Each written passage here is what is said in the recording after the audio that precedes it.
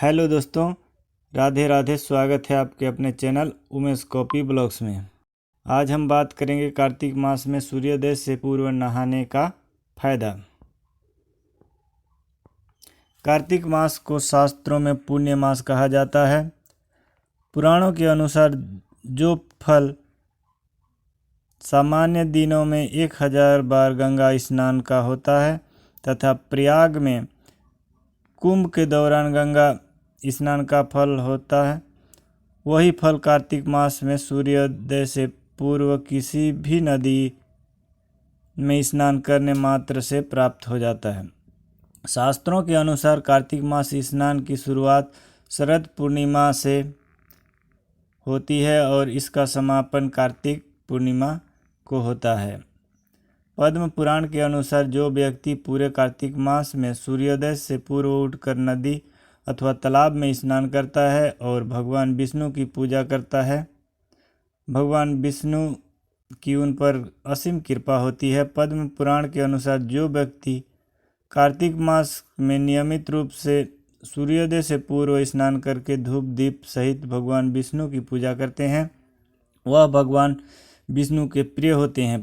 पद्म पुराण की कथा के अनुसार कार्तिक स्नान और पूजा का पुण्य से ही सत्यभामा को भगवान श्री कृष्ण की पत्नी होने की सौभाग्य प्राप्त हुआ था।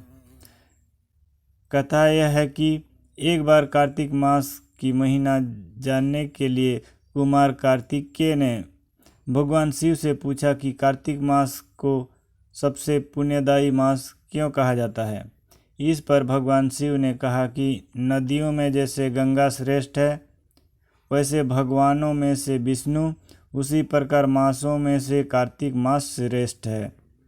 इस मास में भगवान विष्णु जल के अंदर निवास करते हैं, इसलिए इस महीने में नदियों एवं तालाब में स्नान करने से विष्णु भगवान की पूजा और साक्षात्कार का पुण्य प्राप्त होता है। भगवान विष्णु ने जब श्री कृष्ण रूप में अवतार लिया तब रुक्मणी और सत्यभामा उनकी पटरानी हुई। सत्यभामा पूर्व जन्म में एक ब्राह्मण की पुत्री थी। युवावस्था में एक दिन उनके पति और पिता को एक राक्षस ने मार दिया।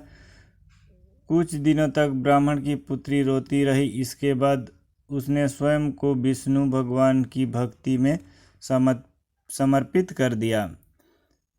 वह सभी एकादशी का व्रत रखती और कार्तिकीय मास में नियम पूर्वक सूर्योदय से पूर्व स्नान करके भगवान विष्णु और तुलसी की पूजा करती थी। बुढ़ापा आने पर एक दिन जब ब्राह्मण की पुत्री कार्तिक स्नान के लिए गंगा में डुबकी लगाई, तब बुखार से कांपने लगी और गंगा तट पर उसकी मृत्यु हो गई। उसी समय विष्णु लोक से एक विमान आया और ब्राह्मण की पुत्री का दिव्य शरीर विमान में बैठाकर विष्णु लोक पहुंच गया। जब भगवान विष्णु ने कृष्ण अवतार लिया तब ब्राह्मण की पुत्री ने सत्यभामा के रूप में जन्म लिया। कार्तिक मास में दीपदान करने के कारण सत्यभामा को सुख और संपत्ति प्राप्त हुई। नियमित तुलसी में जल अर्पित करने के कारण सुंदर वाटिका का सुख मिला। शास्त्रों के अनुसार कार्तिक मास में किए गए दान पुण्य का फल व्यक्ति को अगले जन्म में अवश्य प्राप्त होती है। तो मित्रों, यह मेरी जानकारी कैसी लगी? अच्छी लगी तो कमेंट बॉक्स में अपना राय ज़रूर बताइएगा और चैनल में जितने भी नए आ रहे हैं सब्सक्राइब कर लीजिएगा इसी तरह जानकारी प्राप्त करने के लिए। धन्यवाद। मिलते हैं अगले वीडियो पर। राधे राधे।